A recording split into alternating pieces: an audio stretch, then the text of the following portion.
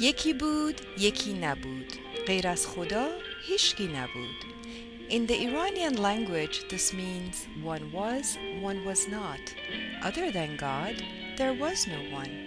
This is how all fairy tales began when I was a little girl growing up in Iran. My family was one of the oldest and most influential families in Iran.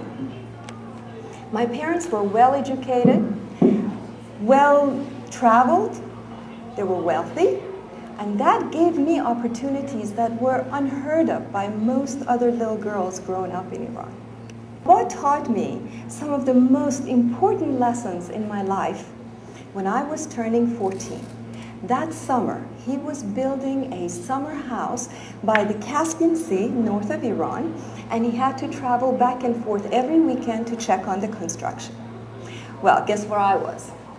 Right in that car, having Baba's attention 2-3 hours at a time, all for myself. I never forget when he would tell me, Afsaneh, remember, you are living in a Muslim country, and the laws of a Muslim country are not in favor of women. So, if you don't want to be suppressed, you have to be able to take care of yourself and your children financially. That will give you freedom. Now, the best way you can do that is to go to school and have a good education. My parents nurtured my spirit to also be free, even against all the odds that I would face as a woman living in Iran. Decided and convinced Baba again, guess who was the general in this family, and to sell everything, all of our belongings, and move the entire family to the United States. Came after 3 years when he finished with his mandatory service, military service. Our wedding was small, but our victory was so great. When the last guest left, he held my hand, kissed me, and took me to our bedroom. He had filled the room with all these beautiful, colorful balloons everywhere. And smack in the middle of the room, there was this box. And it was filled with all the letters and the cards that we had sent to each other for the 3 years. This was everything that had held us together this long. We went through some of them and looked at each other with amazement. The separation was finally over, and I thought, I'm the happiest woman in the entire world. Well, about a year from then, this happiness was shattered by the revolution. Armin and I were sitting at my parents' living room watching TV the day that the Shah, his queen, the children walked up on those stairs and disappeared into the belly of the plane. Our hope left as their airplane took off. In a few months, they lost family members. They lost any hope of ever returning to Iran, even for a small visit. And they lost all of their wealth.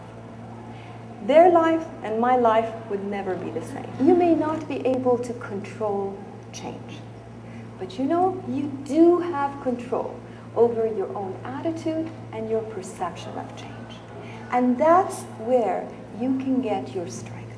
One side of the cycle, the beginning side of it, is the part that is deconstruction of those things that you are used to and you know. That's the time when things fall apart.